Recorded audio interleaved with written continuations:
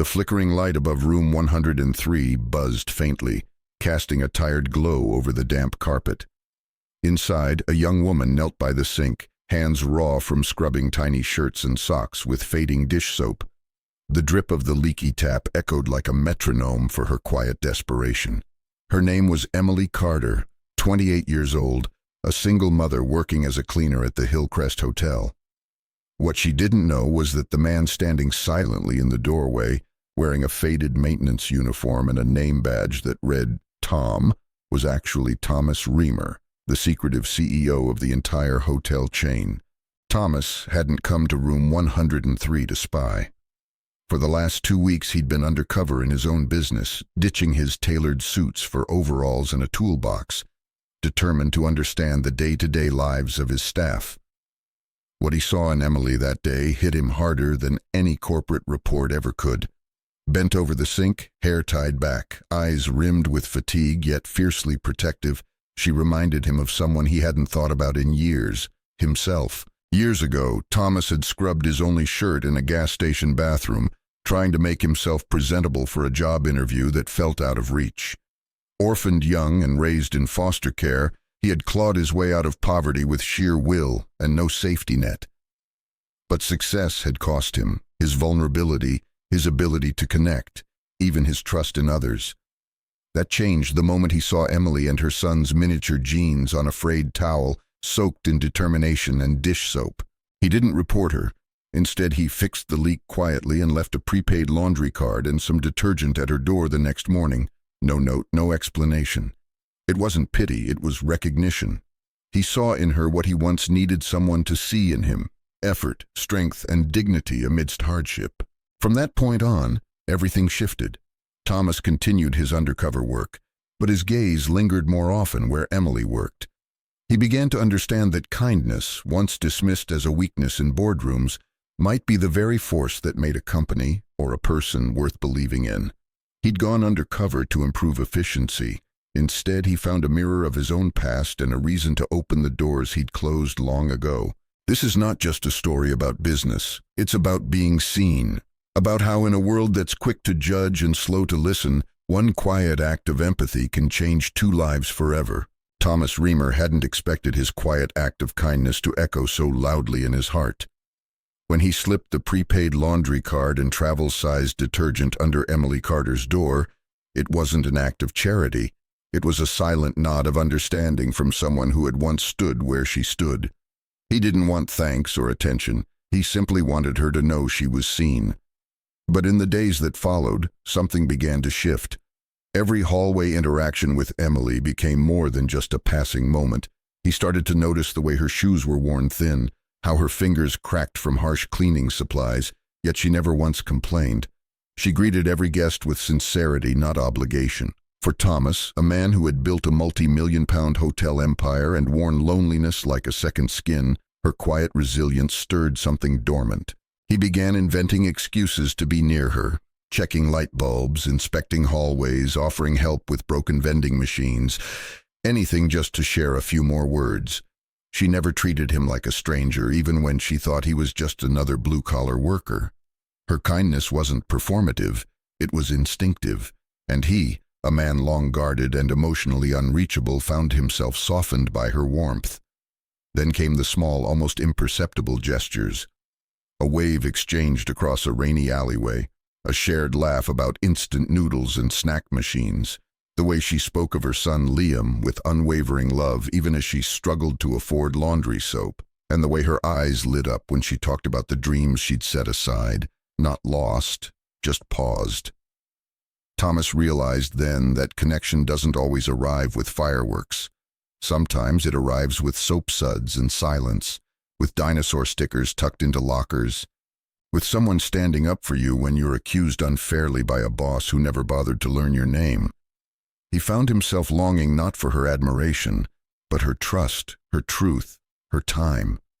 What started as empathy grew into admiration, and then into something deeper. But even so, he kept his identity hidden, not out of deception but fear. Fear that if she knew who he really was, the fragile trust they'd built might crack. And when she did find out, When she saw him on the hotel live stream in his tailored suit announcing his undercover experiment, Thomas knew the damage was done. Her hurt wasn't loud, but it was profound. He hadn't just lied by omission, he'd taken a sacred bond of trust and tied it to a business project, even if that was never his intention. Yet even in the wake of her silence, he couldn't walk away. Because what she gave him, without even knowing, wasn't just connection, but the courage to confront who he had become. She reminded him of the boy he used to be, and the man he still had a chance to become. She was not just another employee. She was the one person who saw past his title. And he couldn't let that go without trying, really trying, to make it right.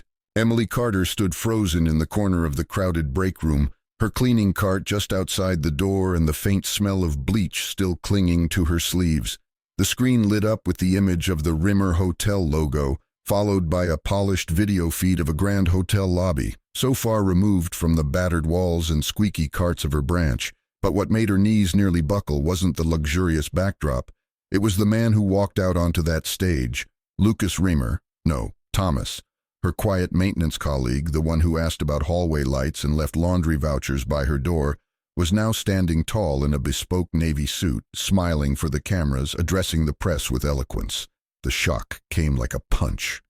As he began to speak about his undercover mission across branches, her world tilted. Every kind gesture, every shared laugh, every glance that had lingered just a little too long, it all twisted into something she couldn't name. Had it all been a lie? A corporate social experiment? A publicity stunt? Her breath caught painfully as she tried to make sense of it. The man who defended her in front of Mr. Dorsey, who tucked a dinosaur sticker into her locker, who made her feel like she mattered, was he just building a speech? She couldn't even hear the rest of his words. The room blurred into background noise. She turned before anyone noticed her trembling and walked out, each step heavy with confusion and betrayal. She didn't cry, not yet. She'd learned how to keep pain tucked beneath her ribs, but the ache was there, deep and raw. Emily made her way to the locker room, changed into her clothes in silence, and left the building. Not because she quit, but because her heart needed space. She needed to understand whether the man she had begun to trust ever truly saw her. And yet days passed. He didn't chase her, and she didn't return. But beneath her anger was a question she couldn't shake. Did Thomas help her because he cared, or because she was a convenient story? That question haunted her, even as part of her heart still wanted to believe the kindness was real. After all, who else would leave gloves at her door? Who else knew how rough her hands had become from scrubbing tiles and wiping windows? Who else looked at her not with pity, but with respect? And it was that sliver of doubt, the small hope that he wasn't just a CEO trying to clean up his image, that kept the wound from scarring over. Because Emily hadn't just lost a job companion.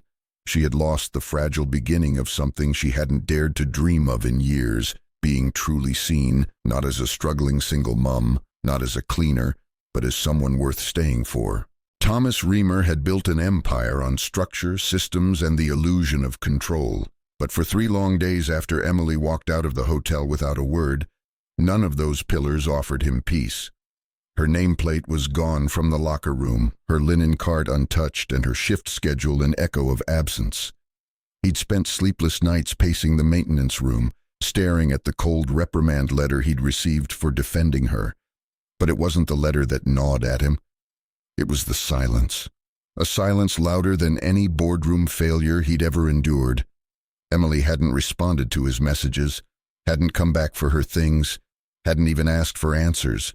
That hurt more than he expected. Because he now realized it wasn't just her absence that haunted him. It was the weight of her disappointment.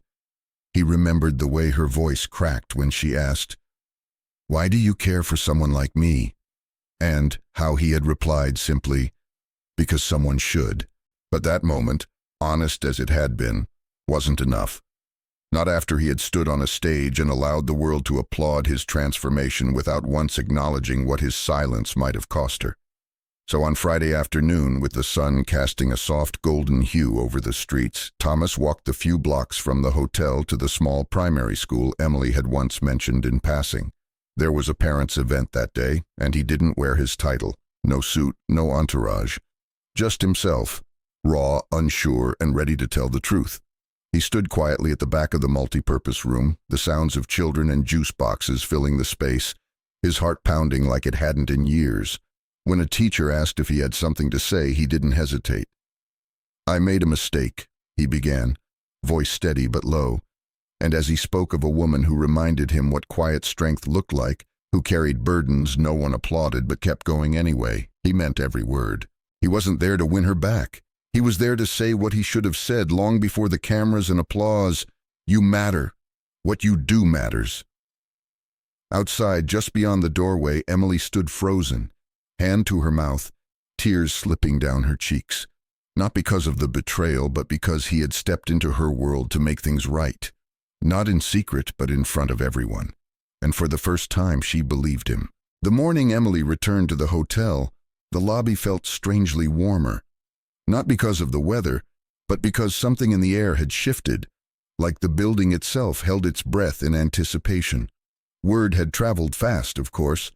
The staff had all seen the CEO's live stream, had watched Thomas Reamer, the man they knew only as the quiet maintenance worker, stand in front of a press crowd and pour his heart out about a woman they now all recognized as their own. But Emily didn't return to applause or speeches. She came through the staff entrance, uniform neat, hair pinned back, eyes shadowed with uncertainty. She wasn't sure if she was ready. Not after everything. Not after realizing she had been so vulnerable with a man who wasn't who he seemed. But the moment she stepped through those familiar doors, something shifted. It began with the bellhop, a respectful nod and a quiet, "Welcome back." Then the front desk team who smiled without pity. Even the strict supervisor who once gave her curt nods offered a soft smile and stepped aside. No one whispered. No one avoided her. There was only quiet respect. A recognition of her courage, her strength, her choice to return. And as she made her way down the service hallway, past the chipped walls and humming pipes, her hands trembled. She hadn't seen Thomas since that afternoon at the school. She didn't know what she would say when she did. But when she pushed open the door to the maintenance room, there he was, crouched over an old wooden chair, scrubbing at a stubborn stain like it was the only thing keeping him grounded. He didn't hear her at first. But when he looked up and their eyes met, everything paused. The air between them was thick with all the unspoken words. Emily took a single step forward, voice low but certain. "You don't have to fix everything," she whispered. Thomas straightened, his gaze never leaving hers. Then she said it, the words he'd been aching to hear. "Just stay." The cloth dropped from his hand as he stepped closer, unsure yet pulled by something deeper than explanation. "I thought I lost you," he said, voice raw. "You didn't," she replied, tears rising. "You just had to let me find my way back." And in that small, cluttered maintenance room, where a CEO had once hidden in overalls and a maid had once scrubbed sinks until her hands bled, two people found something stronger than titles or past wounds. They found each other, not as a fixer and someone broken, but as equals who had carried pain in silence for too long. Outside, a few staff members paused by the open door, watching the quiet embrace. No one interrupted. Then someone whispered, "Finally." And a soft ripple of applause filled the hallway, not for romance, but for healing, for bravery, for the simple beauty of being seen. It was a moment not staged, not scripted, but real. And in that authenticity, Thomas and Emily stood, not as a CEO and a hotel maid, but as two people who had dared to be vulnerable, to tell the truth, and to stay when it mattered most. In the months that followed, the changes at Raymer Hotels weren't loud or flashy, but they were real. And they started at the very top. Thomas Reamer, once an elusive and enigmatic CEO known for sharp efficiency and a guarded heart, became something else entirely. He stood before a crowd of stunned employees, not in a tailored three-piece suit, but in a simple navy sweater, humble, grounded, and finally open. "We build hotels to serve people," he said, looking not at the cameras, but at the staff who kept the lights on and the hallways clean. And that includes the people who make them run. The silence in the room that followed wasn't indifference, it was disbelief. Because for the first time, someone in power wasn't speaking at them. He was speaking to them. That single moment sent ripples through the organization. New policies were announced. support programs for single parents, free mental health services for staff, and full scholarships for employees who wanted to return to school. But these weren't just checkbox benefits for a corporate brochure. They came from somewhere raw, somewhere personal. They were born from a CEO's reckoning with his past and the courage of a maid who once washed her child's clothes in a bathroom sink. At the heart of this quiet revolution was Emily, not just the woman whose story had moved the boss, but now a voice for others. She stood beside Thomas during the first official staff retraining seminar, her voice strong despite the nerves in her chest. "I used to think this place was just a job," she told the room of housekeepers, front desk clerks, and kitchen porters. "But then someone reminded me that people matter more than positions, that kindness is a kind of leadership too." Her words weren't rehearsed. They were lived, and that's why they landed like truth. Her story of hardship, motherhood, disappointment, and silent resilience became a case study across all Reamer Hotel branches. Not because it was glossy, but because it was real. She became part of the Guest Experience Advisory Board, not just in name, but in presence, in meetings, in decisions. And for every maid scrubbing floors or bellhop pulling long shifts, her face reminded them that they too could rise, not because of a miracle, but because someone saw their worth and refused to look away. What had once been a workplace running on hierarchy and fear began to pulse with something else: humanity. The break rooms started to feel warmer. Managers, inspired by Thomas's vulnerability and Emily's strength, began asking different questions, not "Why are you late?" but "Is everything okay at home?" Schedules became more flexible. People started speaking up in meetings, small gestures, a pack of plasters left for a staff member with cracked hands, fresh coffee waiting at the start of a long shift became common. But it wasn't just about perks. It was about presence, about seeing one another not as roles but as people carrying invisible weights. One bright Saturday afternoon, the shift in culture was tangible in the most unexpected of ways. A birthday party in the grand lobby. Dinosaurs decorated every corner, from balloons floating near the ceiling to T-Rex stickers tucked into gift bags. Emily stood beside the cake watching her son, now 5, rip into presents with squeals of delight, and at the center of it all, quietly organizing everything behind the scenes, was Thomas. No speech, no press, just a man holding balloons and watching joy unfold. He had planned it all, not to impress, but to honor, to say, without words, "You matter." When Emily's son looked up at him and asked, "Are you my new daddy?" The room stilled, and when Thomas knelt, looked at Emily, and she nodded through tears, something unspoken shifted again. This wasn't just a workplace anymore. It was something sacred, a community rebuilt by empathy, a company humanized by the people once overlooked. It happened not with grand confessions or dramatic declarations, but with a whisper. Emily stood just inside the threshold of the old maintenance room, the same one where she had passed Thomas so many times, when he was just Tom, the quiet handyman who asked about hallway lights and fixed jammed towel racks. But now she saw him fully. Not just a CEO, not just a man with wealth and influence, but someone who had once been broken in the same silent way she had been. He stood hunched over a worn wooden chair, wiping a stain from the seat with single-minded focus, as if cleaning that cushion could erase the ache they both knew so well. The soft squeak of the cloth was the only sound in the room until Emily's voice broke through it, low and steady. "You don't have to fix everything." Thomas froze. His hand hovered mid-air, the cloth hanging limp in his fingers. Her words weren't an accusation. They were an invitation, a gentle calling home.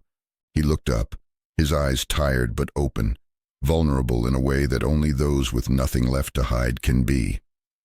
"Just stay," she said, her voice trembling slightly but sure. And in that moment, something deep within him surrendered. The cloth dropped to the floor. He took a step toward her, then another. When they finally stood face to face, close enough to feel each other's breath, it was not a CEO and a maid meeting in secrecy. It was two weary souls who had carried pain for too long, silently, alone. "I thought I lost you," he said, and the way his voice cracked on the last word made her eyes fill with tears. "You didn't," she whispered. "You just had to let me find my way back." The light that poured through the dusty window wrapped around them like a benediction. In that space where tools once clanked and pipes were repaired, they stood holding each other, not to fix but to simply be. For both, it was unfamiliar ground, trusting, allowing, letting down walls. Emily, who had been abandoned by those she once loved, and Thomas, who had built an empire on the very idea that love was weakness, now found something between them that didn't need explanation. He didn't ask for forgiveness. She didn't need him to grovel. They understood each other's silences more than any apology could express. Just outside the doorway, unseen at first, a few staff members gathered, the same people who had watched her be berated in a hallway, the same ones who had started to believe maybe things were changing.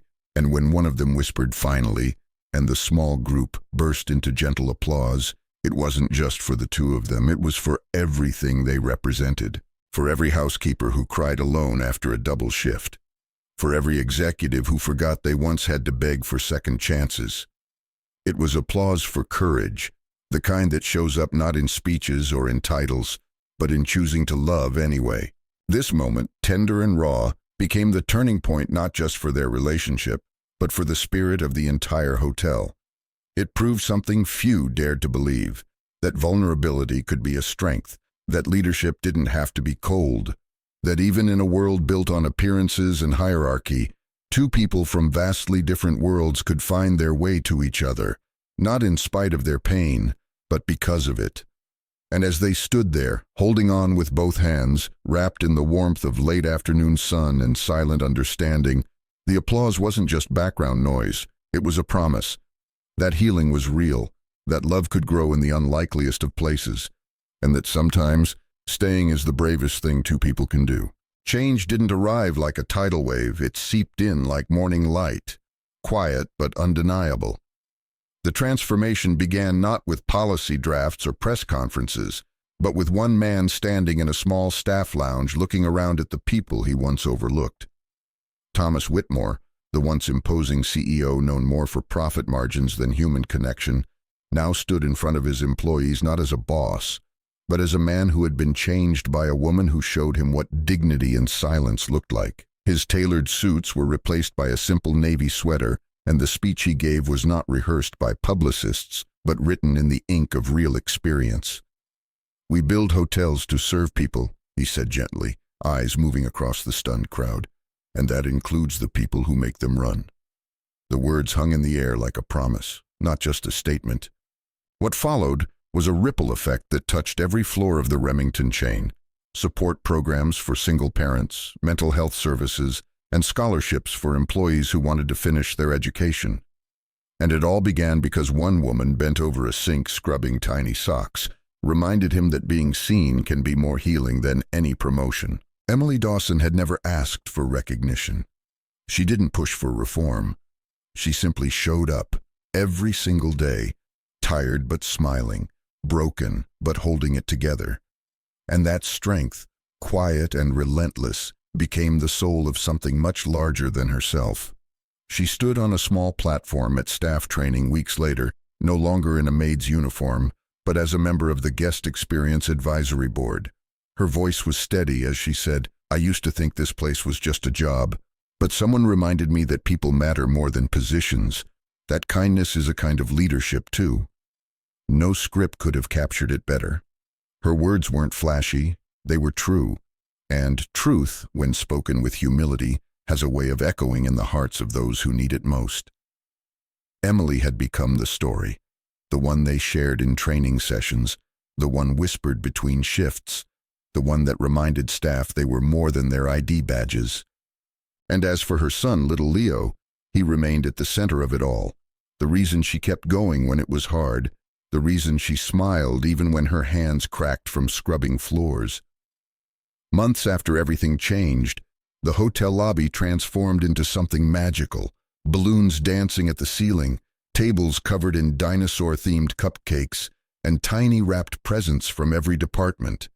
It was Leo's birthday, and for the first time in his life, he was celebrated by a room full of people who truly saw him. Thomas stood nearby, holding a bunch of balloons and watching it all unfold, not as a corporate figurehead, but as a man who had found purpose in someone else's joy. When Leo ran up to him and asked, "Are you my new daddy?" the question silenced the room, but Thomas knelt, looked the boy in the eye. The morning Emily Dawson returned to the Remington Hotel, everything felt different. Not because the lobby had changed or because the marble floors gleamed brighter, but because something in the air whispered of quiet redemption.